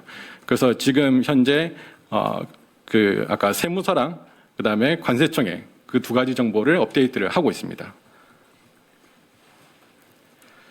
그래서 저희가 그 기업에서 바라보는 어떤 좀 세 가지의 어떤 관점에서 어떤 우려들이 있을까라고 좀 고민을 했고 또 이러한 우려들을 어떻게 해소할 수 있을까를 좀 현장의 입장에서 한번 생각을 해봤습니다. 그래서 그 중간에 나왔던 얘기긴 한데 뭐 탈세나 환급의 악용 사례 이런 것들이 있지 않을까라는 어떤 부분에 대해서는 아까 말씀드린 것처럼 매입 자료와 수출 신고 자료가 남기 때문에 이게 다른 형태로 실제 이제 그 환급의 어떤 부분에 대해서 다른 형태로 진행되기가 어려운 거고요. 둘째는 어떤 매입가를 올려서 좀 허위의 어떤 그런 부풀리기 뭐 이런 것들이 있지 않을까라고 하지만 C2C 거래 특성상 이게 거의 다 한 개의 제품이거든요. 한 개의 제품이고 그게 실제 또 그 해외 거래 시장에 실제 리스팅 되었을 때 거래가 그 나름대로의 시장에서의 어떤 상품 가격들도 형성이 되어 있기 때문에 그걸 부풀리고 이러는 현상들은 저희가 진행하는 과정에서는 거의 일어나지 않습니다. 그리고 실제 거래 실제성을 입증하는 측면에서도 아까 말씀드린 것처럼 수출 신고 필증이라든지 그다음 선적일 그다음에 저희가 처음에 구매했던 외화 수취된 내역들이 다 기록이 되기 때문에 모든 내용이 트래킹되고 있다라는 부분을 말씀드리고 싶었습니다. 그리고 저희가 현장에서 경험하고 있는 몇 가지 사례를 통해서 한국 이커머스 시장 그리고 이제 다른 어떤 국가 이커머스 시장을 좀 비교해 드릴까 하는데요. 가장 가까운 나라는 이제 일본의 사례입니다. 일본의 어떤 저희가 경쟁하는 특정 기업들을 보면 한 기업의 거래액이 1조 원이 넘습니다. 이런 기업들이 아주 많고요. 그래서 어떤 거래 시장이 아주 활성화가 되어 있고 일본에서는 이런 조세 제도를 통해서 그 시장이 많이 활성화가 되어 있고 이런 어떤 활성화를 통해서 어떻게 보면 우리나라의 제품조차도 일본 플랫폼을 통해서 판매되고 있는 게 현실입니다. 그래서 어떤 가격 경쟁력의 측면에서 한국의 이런 플랫폼 운영하는 기업들이 일본에 운영하는 기업들과 경쟁할 수 없는 그런 어떤 글로벌 시장에서의 약간 불리한 위치에 있다라는 부분을 말씀드리고 싶었습니다. 그리고 좀 다른 또 특이한 점을 한번 설명드리고자 하는데요. 저희 고객의 한 60%가 합배송이라는 거 합니다. 합배송이 뭐냐면 아까 중고거래 시장에서 예를 들어서 K-팝 앨범을 샀다라고 하면 잘 아시는 다이소라는 어떤 플랫폼 온라인 쇼핑몰에 들어가서 보관하는 또 보관함을 삽니다. 그리고 이제 거기에서 또 알게 된 화장품 한국의 화장품을 또 올리브영이라는 데서 구매를 하게 되고요. 그래서 이런 어떤 중고 상품이 하나의 어떤 트리거 포인트가 돼서 한국의 다양한 그런 이커머스 시장으로 확산이 되고 이게 어떤 생태계의 흐름에 중요한 어떤 트리거 포인트가 되는 게 최근 이제 저희 기업을 통해서 구매하는 어떤 구매자의 어떤 패턴들을 통해서 이런 현상들이 일어난다는 걸 말씀드리고 싶었고, 그래서 이게 중고거래라는 게 단순히 중고거래를 끝나는 게 아니고 어떤 한국의 전반적인 이커머스 시장의 어떤 중요한 어떤 그런 트리거 포인트로서의 역할을 하고 있는 게 그런 현상들입니다. 그리고 다른 한 가지는 저희가 일반적으로 이제 중고품과 이제 신품, 그러니까 정상적인 새 제품을 비교해서 드리면 저희가 새 제품 같은 경우에는 아시다시피 이제 영세율이 적용돼서 부가세의 환급을 받습니다. 받다 보니까 이런 부분을 실제 소비자들에게 이제 돌려주기 위해서 배송 할인 이벤트라든지 상품 할인 이벤트라든지 이렇게 할 수 있는 이게 버퍼가 항상 있기 때문에 그걸 활성화시킬 수 있는 여러 이제 재원을 마련할 수 있는데 상대적으로 이제 중고품 같은 경우에는 이제 그런 게 없다 보니까 항상 이런 프로모션에는 중고품은 제외입니다. 그러니까 이 실제적으로 중고 제품을 통해서 들어온 고객조차도 그런 어떤 신품들 같은 경우에는 이런 혜택을 받을 수 있지만 중고품 같은 경우에 혜택을 받을 수 없는 그런 구조에서 이제 구매가 일어나는 케이스가 아주 많습니다. 그러니까 마지막으로 이제 산업에서 저희가 이제 현장에서 겪는 이런 어떤 스토리를 기반으로 좀 이렇게 종합적으로 이제 말씀드리면 잘 아시겠지만 아까 서두에도 말씀을 주셨지만 많은 어떤 그런 쉽게 말하면 중고 의류가 해외로 쓰레기로 수출이 된다는 그런 어떤 언론 기사를 본 적이 있었습니다. 그래서 이렇게 쓰레기로 해외로 수출되는 어떤 그런 중고 의류들이 어떤 K 이커머스 플랫폼을 통해서 상품화가 되면 이게 새로운 어떤 제품으로 재탄생될 수 있다라고 생각이 들고요. 그 다음에 어떤 한국 중고 자동차가 해외에 수출되었던 것들이 또 저희가 이제 가만히 생각을 해보면 그런 한국의 그런 그 자동차 산업에 좀 기여를 했다라고 생각을 합니다. 그래서 그 외적인 뭐 지금 그 패션이라든지 전자제품이라든지 이런 그 상품들이 해외로 수출, 그러니까 중고 상품들이 해외로 수출되었을 때 또 한국의 그런 어떤 새로운 신규 그 제품의 어떤 그 창출로 어떤 산업의 어떤 활성화에 기여를 할 수 있다라고 생각합니다. 그리고 저희가 항상 느끼는 거지만 이게 보통 수출하면 기업으로 생각하시는데 이런 그 리커머스 플랫폼을 통해서 판매되는 거는 개인 한 사람 한 사람이 어떤 수출에 기여하는 그런 어떤 환경들을 계속해서 만들어 나가고 있습니다. 그래서 저희는 K 리커머스는 단순히 어떤 중고 거래의 어떤 그런 그 시장이 아니라고 생각합니다. 그 한국의 문화와 상품이 전 세계로 나가는 새로운 수출 통로라고 생각합니다. 글로벌 스탠다드에 선점할 수 있는 지금이 골드 타임이라고 생각을 하고 있고요. 그다음에 K 리커머스가 글로벌 경쟁력을 가질 수 있는 그런 이번 법안이 꼭 통과될 수 있도록 기업의 입장에서 다시 한번 간곡히 부탁드립니다. 감사합니다. 딜리버드 코리아 김종익 대표님 감사합니다. 다음으로는 산업부에서 오신 무역진흥과 김열규 과장님 토론 순서를 갖겠습니다. 예, 안녕하십니까. 산업통상무역진흥과장 김열규라고 합니다. 먼저 박수영 국회의원님 주최로 오늘 토론회에 참석하게 되어 기쁘게 생각을 합니다. 또한 앞서 말씀 주신 발제와 발표 내용에 대해서도 잘 듣고 있습니다. 너무 소중한 의견인 것 같습니다. 그 향후에도 업무 추진하는 과정에서도 좀 명심해서 업무를 추진할 수 있도록 하겠습니다. 먼저 중고품 수출 지원 방안과 관련해서는 너무 안에 있는 품목도 너무 다양하기 때문에 자동차라든지 소비재 분야에 한정해서 말씀드리도록 하겠습니다. 먼저 주요 품목별 시장 현황입니다. 자동차입니다. 개발도상국의 자동차 보급률 증가로 인해서 높은 성장세를 좀 보이고 있는 게 사실입니다. 2025년 우리나라의 중고차 수출액은 88억 달러로 전년 50억 달러에 대비 75%로 급증하며 역대 최고로 경신하고 있습니다. 그리고 15년하고 25년간의 비교하는 경우에서도 연평균 한 25%의 성장세를 보이고 있는 상황입니다. 지역별로도 보면 관세 영향으로 미국향에 대한 중고차 수출은 좀 주춤한 반면에 중동이라든지 중남미 등은 소득 향상으로 인해서 그다음에 러우 전쟁으로 인한 지정학적 이슈가 있는 그 CIS 국가로는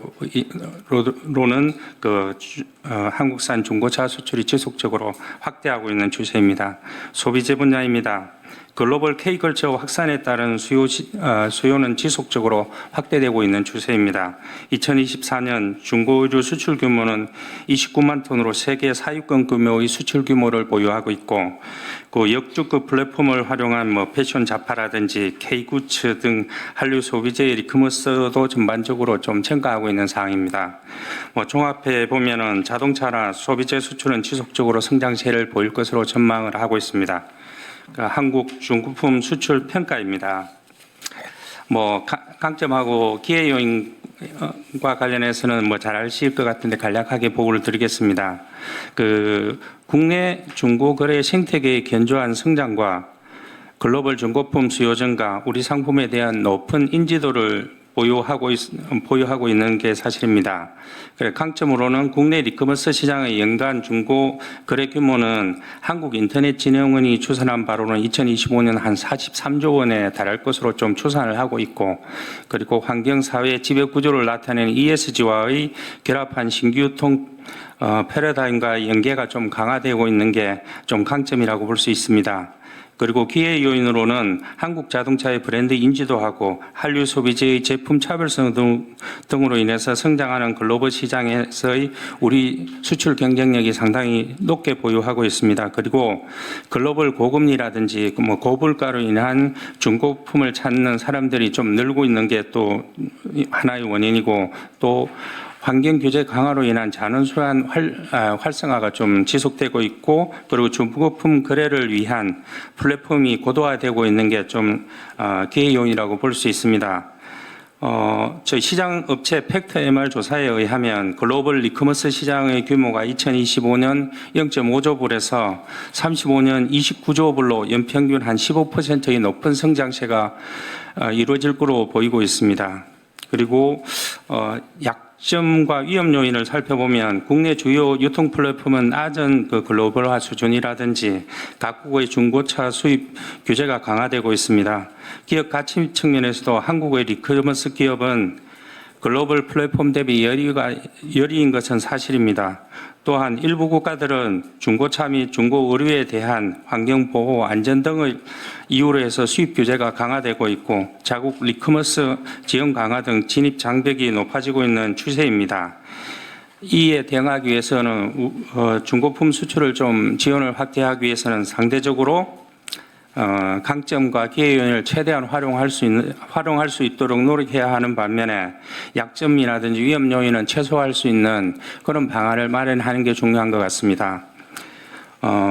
이를 위해서 산업부는 중고품 수출 지원을 위해서 먼저 시장 정보 조사 기능하고 기업과의 정보 소통을 강화해 나갈 계획입니다. 국가별 수입 규제 현황이라든지 중고품 현장 해외 시장 트렌드라든지 해외 소비자 수요 동향, 국가별 시장 전략 컨설팅 등을 조사해서 기업과 공유를 통해서 기업의 수출 전략 수립을 좀 지원해 나갈 계획으로 있습니다. 밑에 보면 아시겠지만 현재 지금도 진행 중에 있는 건데 AI 플랫폼이라고 그래가지고 AI 수출 기술을 지금 만들고 있습니다. 글로벌 시장 정보라든지 타겟 국가의 동향 분석, 마케팅하고 영업 준비, 바이어 검색 등을 통한 이런 자료를 바로 검색하면 찾을 수 있는 그런 시스템을 지금 만들고 있습니다. 두 번째는 기업들이 나름대로는 마케팅이 좀 저조한 게 사실입니다. 그래서 이를 위해서 중고차 해외 전시회 참가라든지 중고차 수출 상담회를 개최하는 한편 또 해외 바이어 대상의 온라인 홍보라든지 디지털 마케팅을 좀 추진해 나갈 계획으로 있습니다. 시장 맞춤형 마케팅을 좀 지원해서 우리 기업들이 성과를 실질적으로 볼 수 있도록 그렇게 지원해 나갈 계획입니다. 잘 아시겠지만 일례로 보면 국내에서 중고차 수출은 일반적으로 인천, 경남, 대구를 중심으로 해서 많이 이루어지고 있습니다. 여기에는 코트라에서 지방 지역 본부를 통해서 특화 사업을 좀 지원하는 형태로 지원해 나갈 계획으로 있고요. 그리고 해외 같은 경우는 코트라 해외 무역관이 86개국 132개소에 지금 있습니다. 지자체와 연계해서 바이어 초청 상담회를 개최한다든지 적극적으로 기업의 해외 진출을 지원해 나가고 있습니다.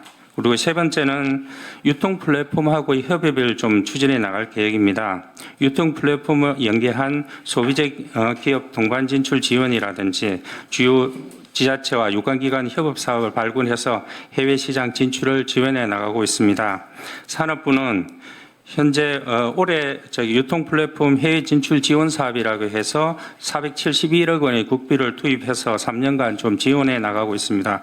오프라인하고 역직구 분야의 유통망과 매칭 펀드를 조성해서 연계 소비재 산업의 해외 진출 기반을 지원할 수 있도록 지원하고 있습니다. 관련한 사항에 문의사항이나 있으면 저희한테 말씀 주시면 관련해서 나중에 보고 드리도록 하겠습니다. 그리고 가장 중요한 부분을 좀 빠졌는데 여기에는 금융 지원이 가장 큰 부분이 되겠습니다. 대부분의 중고품 수출업체는 매출액 등이 적어서 상품을 제작하는 제작 자금이라든지 상품 보관 등에 필요한 자금 융통에 좀 애로가 있는 게 사실입니다.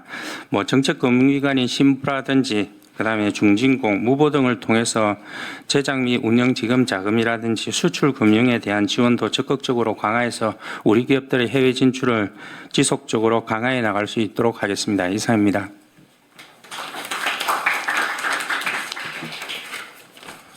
네, 과장님 감사합니다. 다음으로는 번개장터 이한수 이사님 토론 순서 갖겠습니다.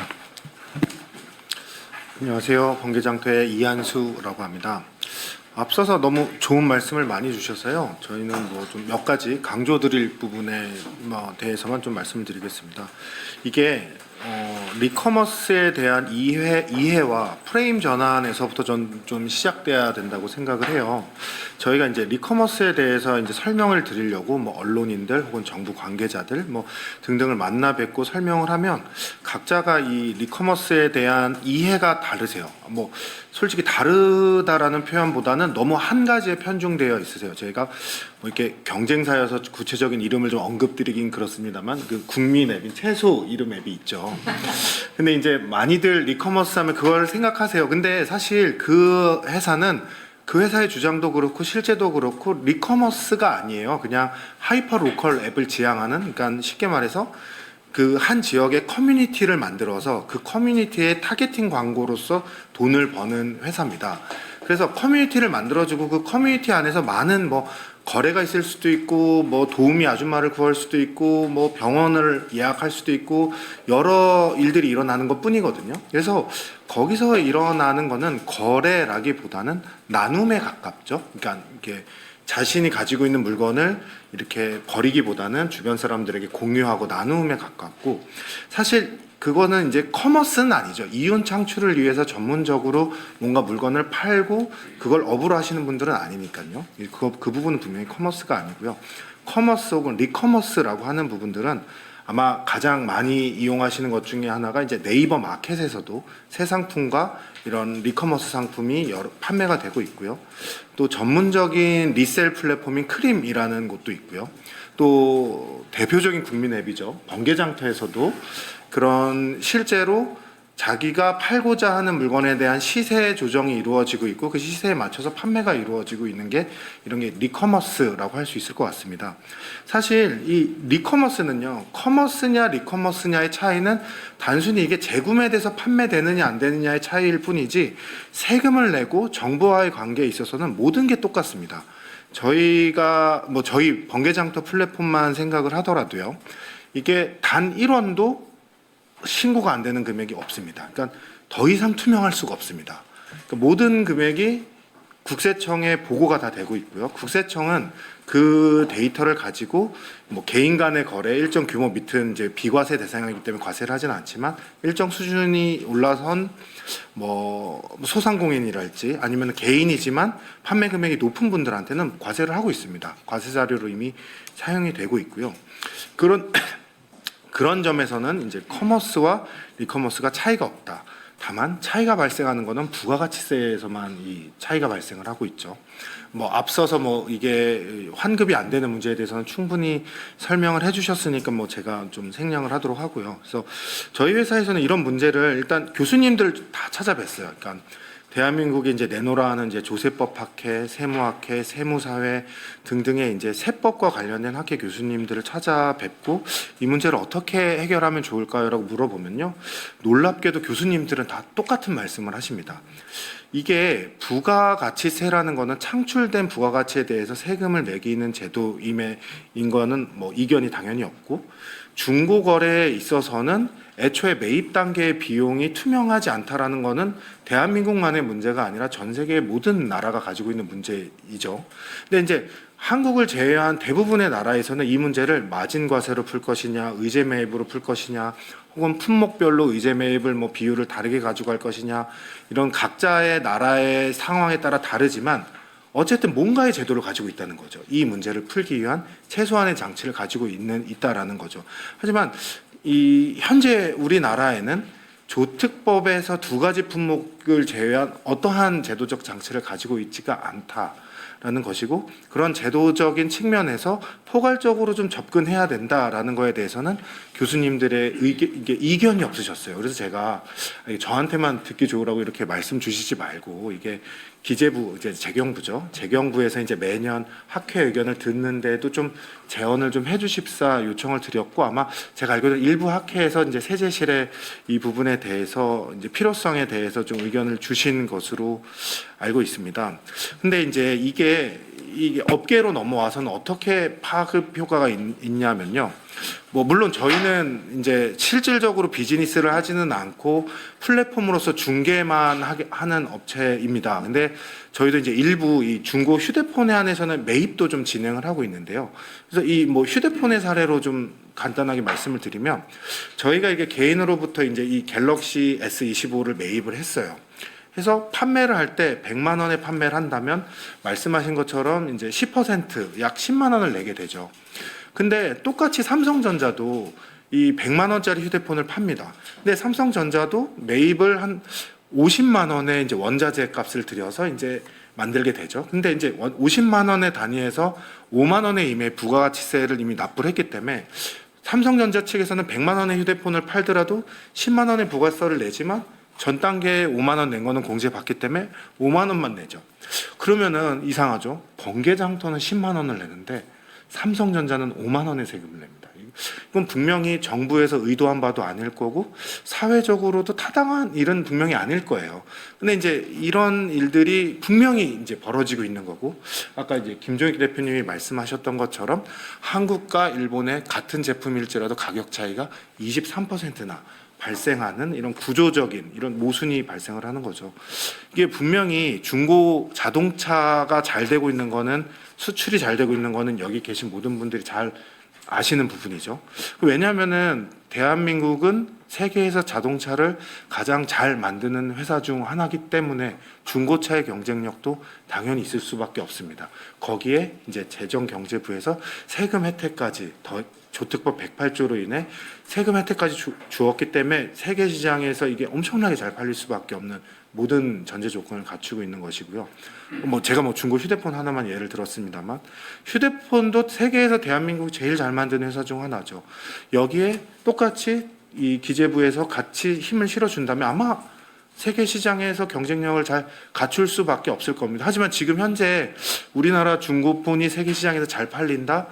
어디서도 그런 얘기는 들어보신 적이 없을 겁니다. 그래서 참 이거는 아까 김종익 대표님이 말씀해 주신 세계 시장에서의 가격 격차가 발생할 수밖에 없는 그런 구조적인 문제를 안고 있기 때문이라고 생각을 합니다. 근데 이제 학계의 의견이 그러하고 업계의 의견이 그러할지라도 그간 우리 정부, 우리 국가에서 해오던 것도 분명히 조특법 108조에 의해서 해오셨던 명백한 이유도 있죠. 공익적 측면이 필요하다라는 거예요. 그래서 저는 박소영 의원님께서 발의해 주신 법안은 아마 수출 신고 필증이 담보된 이 상품에 한해서 이제 조특법의 적용을 받고자 이렇게 개정안을 발의해 주셨는데 수출이라는 공익적 측면과 이 투명성 두 마리 토끼를 잡은 전 아니라고 생각이 돼요.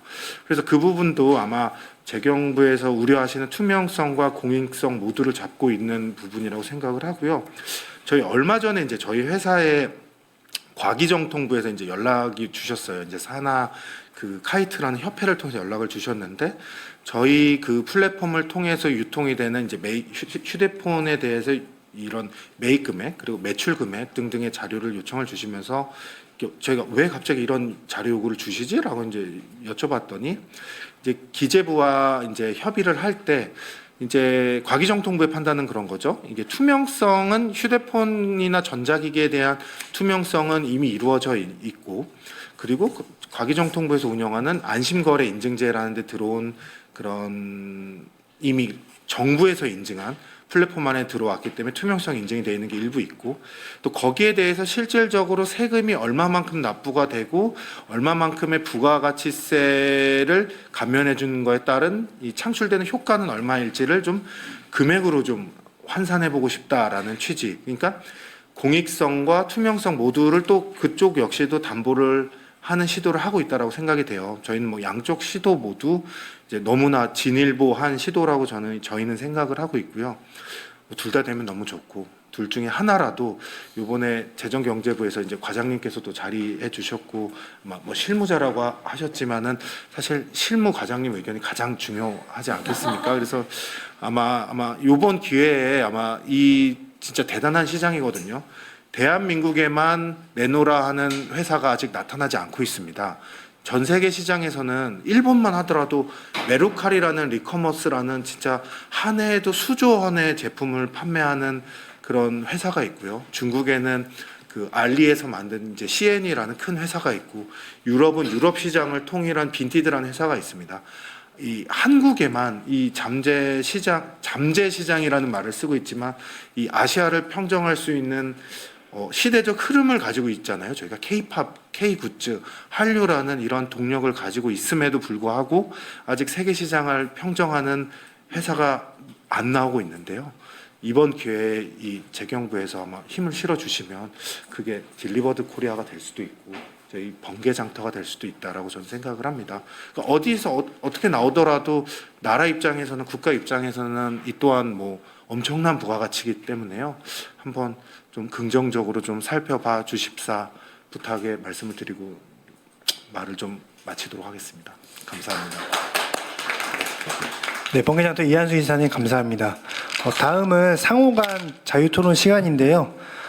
박소영 의원님 대표 발의하신 그 개정안 또는 그 발제문 그리고 토론을 해주신 여러분들의 내용에 대해서 상호간의 질문이나 추가로 보태실 내용 있으면 자유롭게 말씀해 주시면 감사하겠습니다.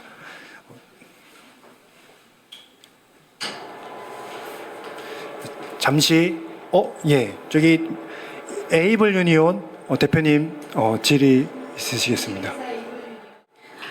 저희는 그 12년도에 샌드하우라고 하는 그 회사명으로 시작해서 역직구 사업을 최초로 이 한국에서 한 회사고요. 15년도에 주식회사 에이블 유니온으로 바꾸면서 그 본격적인 플랫폼을 운영했었습니다.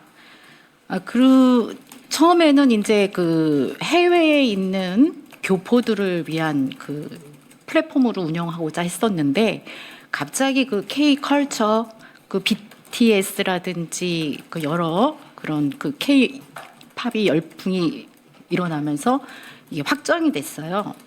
그래서 15년도에 사실 맨 처음에 이제 그 주식회사 에이블 유니온으로 개명을 하면서 정부 지원을 받으려고 그 중진공에 이제 신청을 했을 때 중진공에서조차도 역직구 플랫폼, 역직구 이게 과연 우리나라에서 먹힐 것인가? 예, 이러면서 되게 그 회의적이었습니다. 근데 지속적인 그 설득을 통해서 성장 공유형 자금 5억을 대출을 받아가지고 이제 우리 회사가 성장하게 됐는데 15년도에 500억 수출의 탑을 저희는 이미 19년도에 받았고 21년도에 700만 불 수출의 탑을 했고 지금 현재로는 1,000만 불 정도 될 거라고 이제 예상합니다, 올해. 그래서 저희 요번 의제와는 조금 별도로 B2B 같은 경우에 그 제조업 B2B 그 사업 같은 경우에 나라에서 정부에서 지원금을 많이 지원을 해주고 있는데 저희 같이 이렇게 B2C 플랫폼 회사로서는 지금 지원받기가 너무 제한적이고 액수가 적습니다. 그래서 사실 저희 회사는 바이럴로 떴습니다. 저희 회사를 이용해가지고 그 만족도가 높으신 그 유튜버들이 많이 이렇게 그 드러내 주시고 해가지고 이게 이렇게 자랐는데 이제 본격적으로 마케팅을 하기 시작한 게 작년부터예요. 그러면서 이제 그 매출도 지금 향상되고 있거든요. 저희 같은 역직구 플랫폼이 사실은 굉장히 중요하다고 생각을 하거든요. 그래서 정부에서도 이런 점을 감안을 해가지고 그 플랫폼 디지털 산업 수출이라고 생각하거든요. 디지털 수출이라고 생각하는데 요 의제와는 좀 별도지만 정부에서 좀 많은 지원을 좀 해주셨으면 하는 부탁드립니다.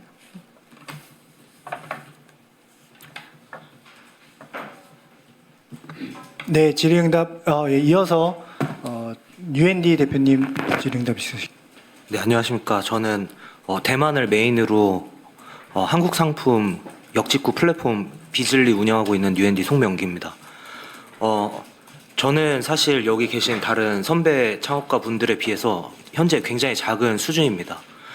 그렇기 때문에 지금 적자인 회사이고 리커머스 제품을 판매해도 저희는 세금적으로는 크게 이슈가 없는 상황인데요. 그래도 이 자리를 통해서 말씀드리려고 하는 건 저희가 계산을 했을 때 저희는 우선 저희가 목표하는 건 해외 고객들이 한국 제품을 편하게 살 수 있어야 되고 바가지를 쓰지 않아야 된다라는 생각을 가지고 이 사업을 시작하고 있습니다. 지금 저희는 한국에서 번개장터와 협업을 통해서 하고 있는데 예를 들어서 10만 원짜리 제품에 저희는 12%의 마진을 붙여서 세일즈 하고 있습니다. 그럼 해외 고객 같은 경우는 11만 2천 원에 구입을 할 수 있게 되는 건데요. 여기서 기존의 관행대로 부가세를 10% 받게 되면 11,200원의 세금을 납부하게 됩니다. 저희는 12%에서 번개장터의 일부 수수료를 제출하고 글로벌 PG사에 제출을 하고 나면 저희는 11만 2천 원에 판매를 하면 한 5천 원 정도의 수익이 남게 되는데 세금을 11,200원을 내야 되기 때문에 저희는 번개장터 제품을 팔면 팔수록 손해인 상황입니다. 하지만 저희가 이 리커머스를 통해서라도 해외 세일즈를 하고 있는 이유는 아까 딜리버드 코리아 대표님께서 말씀해 주신 것처럼 저희가 세일즈하고 있는 것은 단순히 제품을 파는 게 아니라 한국이라는 브랜드 그리고 한류라는 그들의 갈망을 위해서 저희가 세일즈를 하고 있는 상황에서 이런 리커머스 제품들이 다른 산업군까지의 세일즈를 도와주고 있기 때문에 저희가 함께 하고 있는 상황인데요. 이런 부분에서 개선이 이루어지지 않으면 저희가 어느 정도 규모가 돼서 흑자 전환하고 국가에 세금을 내야 되는 상황에 왔을 때 이 중고 제품을 판매하는 것에 대해서 사실 진행하기가 어렵게 될 수도 있다고 저는 생각합니다. 왜냐하면 팔면 팔수록 손해가 나고 있기 때문인데요. 그렇기 때문에 이 부분은 그 말씀해 주신 것처럼 저희가 번개장터도 그렇고 저희가 해외에 세일즈할 때도 그렇고 모든 것들은 PG사를 통해서 정확하게 매출과 매입이 정확하게 기록이 되고 있고요. 번개장터에서 개인들이 판매하는 제품 중에 현금 거래를 유도하는 케이스에는 저희가 구매조차 할 수 없게끔 번개장터와도 그런 시스템이 갖춰져 있는 상황입니다. 그렇기 때문에 아까 말씀 주신 불투명성에 대해서 이제는 정말 플랫폼 사업자로서는 100% 투명하게 갈 수 있다라고 보고 있습니다. 그렇기 때문에 그 재정경제부 과장님께서도 한번 저희 데이터를 만약에 궁금하시다고 하면 언제든지 오픈할 수 있기 때문에 그런 데이터를 한번 봐주시고 이게 정말 투명하게 갈 수 있는지를 한번 눈여겨봐 주시면 감사하겠다는 말씀 꼭 드리고 싶었습니다. 감사합니다. 네, 감사합니다. 혹시 또 자유토론 하실 분 있으신가요? 네. 예, 전자신문, 네. 현대인 기자님. 네, 안녕하세요. 전자신문 현대인 기자입니다. 오늘 발표 잘 들었고요. 이종수 재경부 과장님께 질문 드리고 싶은데 우선 그 업계 의견 말하기 전에 먼저 패널 도의에서 발언하셔서 그 이후 답변도 좀 듣고 싶어서요. 이번 법안이 수출 품목에 한정했다는 게 이제 작년과는 좀 차이점인 것 같아서 이번 법안에 있어서는 좀 어떻게 전개가 되는지를 좀 업계나 관심이 있을 것 같아서 이번 법안이 작년 법안과 좀 차이가 있기 때문에 좀 정부 입장에서는 어떤 점을 거래 투명성이 확보될 거라고 보시는지 어떤 점에 더 신경 쓰시는지 간략히 말씀해 주시면 감사하겠습니다. 이것도 여전히 제 실무자 입장일 수밖에 없는데 지금 요 의제 매입세액 공제는 매입액의 일정률을 공제해 주는 겁니다. 근데 이제 아까 지금 요 수출 중고품 이제 매입 시기하고 실은 수출 시기하고 차이가 있고요. 그래서 또 그게 그러면은 어떤 관리 문제 이런 것들이 많이 이게 이제 어떤 수출 안 되는 거 내수로 가는 거 이런 거 관리 문제라든가 그리고 현재 의제 매입세액 공제 대상되는 자동차나 재활용 폐재원 이런 것들은 실은 내수 수출 여부와 관계없이 해주고 있거든요. 또 이게 수출만 한다고 그러면 또 아까 내수 구분 문제하고 또 이게 일단 공제 신청하고 나중에 다 어떤 수정 신고라든가 경정 청구 이런 걸 다 해야 되는 그런 부분도 있고 물론 여기 수출 신고 필증으로 이렇게 이제 확인되는 거 아니냐.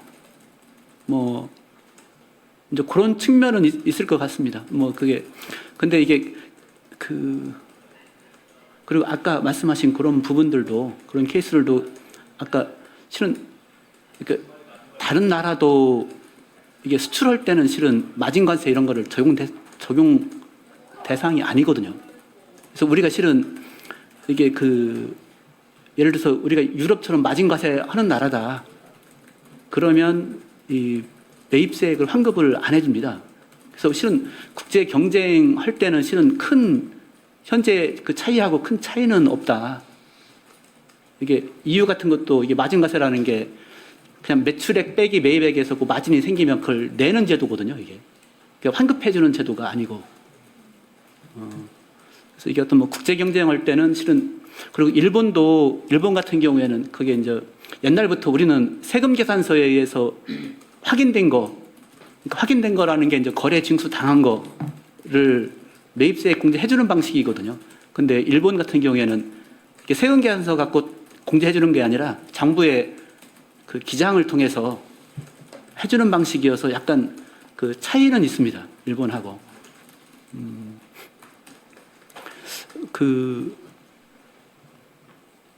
뭐 여튼 실무자 입장에서는 이 정도 말씀드리고 이렇게 저희도 뭐 그 아까 말씀해 주시면서 좀 더 검토도 필요하고 이런 사안 같습니다. 예. 그리고 이게 뭐 저는 약간 뭐 나이가 들어서 잘 모르는데 요즘 뭐 보니까 젊은 사무관들은 다 이런 걸 다 이용을 다 해보더라고요. 예. 이용해보고 해서 다 이게 어떤 상태인지 이런 것들을 실은 저희보다도 더 잘 압니다. 예. 그래서 그런 것들을 좀 더 이렇게 좀 어느 정도 이렇게 그런 것들도 좀 어느 정도 또 그렇다 하더라도 또 뭐 모르는 부분들도 있고 그래서 이쪽에 좀 더 소통도 하고 이렇게 해야 될 필요가 있어 보이긴 합니다. 네, 감사합니다. 아까 예 답변 감사합니다. 예, 아까 개회사랑 환영사를 못 들었는데요. 의원님 말씀을 하시면 그 다음에 이제 기념 촬영으로 정리를 하려고 해서 네. 그러면 먼저 저기 박수영 의원님 마무리 말씀을 듣도록 하겠습니다. 예, 오늘 소중한 토론에 이렇게 참석해 주셔서 감사드립니다. 교수님 발표 잘 들었고요. 토론하신 분들 얘기도 잘 들었습니다. 제가 공직을 31년을 했습니다. 공무원 31년을 하고 이제 국회의원 당선돼서 지금 6년째 국회의원 하고 있는데 공무원들은 변화의 속도가 굉장히 느립니다. 제가 보기에는 이거는 이제 새로운 산업으로 보고 키워가야 되는데 아까 저기 산업부 과장님 왔다 갔지만 리카머스 어느 과에서 하는지를 가지고 한참 공방을 했었습니다. 어느 과가 없는 거예요, 이게. 그러다가 이제 무역진흥과에서 결국 오기는 했는데 발표 내용도 보면 알지만 일반적인 무역진흥에 관한 얘기를 하지 리카머스에 관한 얘기는 별로 들어있지 않았던 것이거든요. 그러니까 새로운 산업이 이렇게 커서 이제 이 유년 단계에서 커가고 있는 상황에서 공무원들이 그걸 빨리 캡처하고 산업으로 키워야 되겠다 이런 생각을 갖는데 굉장히 느린 것이 관료 조직입니다. 제가 해봐서 하는데 그렇지만 지금 이렇게 오늘 토론을 들으면서 우리 과장님도 생각이 많으셨을 것 같은데 공정하지는 않거든요. 실제로 매입을 했는데 그 부분에 대한 인정을 안 해주고 매출에 대해서만 부가세를 따지게 되면 공정하지 않거든요. 우리 청년들도 뭐 여기 계시고 하지만은 세제의 핵심은 공정이거든요. 공정해야 되는데 공정하지 않은 부분이 있다는 걸 지금 알고 있을 것이고 오늘 생각했을 것이고 또 이제 그동안에는 아주 유치 산업이었는데 이제는 세계적으로 되게 큰 산업으로 발전할 수 있는 가능성, 소위 K-pop, K-culture 이런 것 때문에 커갈 수 있는 가능성이 있다는 걸 엿보게 되는 것이거든요. 그 다음에 우리 요새 뭐 ESG 강조 많이 하는데 이런 물품들이 폐기물로 쓰레기로 버려지기보다는 한 번 더 유통이 됨으로써 이 지속 가능한 경제 또 지속 가능한 기후 위기 이런 걸 극복할 수 있는 단초도 될 수 있기 때문에 상당히 중요한 의미를 갖는다고 생각합니다. 다만 이제 기재부 입장에서 늘 그 매입가 부풀리기라든지 투명성 문제를 삼는데 요새는 다 뭐 카드로 피지 거래를 다 하잖아요. 현금 거래한 거는 인정 안 해주면 되는 것이고 지금처럼 매출가에다가 뭐 때리면 되는 것이고 피지 거래에서 매입가가 분명히 나타난 부분에 대해서는 인정해 주는 방향으로 가야 맞지 않겠느냐 생각이 듭니다. 아까도 말씀드린 것처럼 이제 정부는 항상 이런 부분에는 굉장히 늦거든요. 굉장히 느리게 들어오는데 기재부는 이제 세수감도 걱정을 할 건데 이 리커머스 가지고 세수감이 그렇게 크지는 않을 거라고 생각합니다. 지금 세수감이 생기더라도 그게 공정하다면 그걸로 가야 되는 게 맞는 것이기 때문에 저는 우리 과장님 가셔가지고 그 사무관들하고 주무관들하고 또 한번 토론을 하셔가지고 새로운 신산업을 어떻게 하면 지원해 줄 수 있을 것인가. 세계적인 빅 컴퍼니들이 많은데 한국만 안 되고 있는 거에 걸림돌이 우리 재경부에서 원인이라면 그거는 해소해야 되지 않겠느냐. 이런 관점에서 그 직원들하고 한번 토론을 해봐 주시기를 부탁을 드리겠습니다. 부가세가 굉장히 복잡합니다. 복잡하고 세제는 정말 복잡합니다. 복잡한데도 재경부가 마음 먹고 들여다보면 또 못할 것도 없다고 생각이 듭니다. 오늘 뭐 저도 중요한 말씀들 많이 들었고 앞으로 또 재경부하고도 협의를 해서 어떤 신산업이 커져나가고 그게 우리 수출 품목으로 자리 잡고 또 우리 K컬처를 더 붐을 일으키게 만드는 이런 측면을 감안한다면은 앞으로 나아가야 될 방향이면 틀림없지 않겠느냐 생각이 듭니다. 하여간 서둘러서 기재부하고 더 협의하고 그쪽 방향으로 나가서 새로운 산업으로 뭐 일본이나 유럽을 따라잡는 정도의 기업이 하나 나올 수 있도록 우리 그렇게 한번 함께 노력해 봤으면 좋겠습니다. 오늘 좋은 말씀 많이 들었습니다. 감사합니다. 예. 네, 감사합니다. 이상으로 그 토론회를 마치겠습니다. 의원님 오셨으니까 초반에 못했던 기념 촬영을 할 건데요. 지금은 여기 앉아 계신 네 분 모두 다 오셔가지고 다 같이 촬영하면 좀 좋을 것 같습니다. 그래서 예, 앞에 의자 1열 만들겠습니다. 그래서 류엔디 대표님, 저기 유니온 에이블 유니온 대표님 다 이렇게 오시고.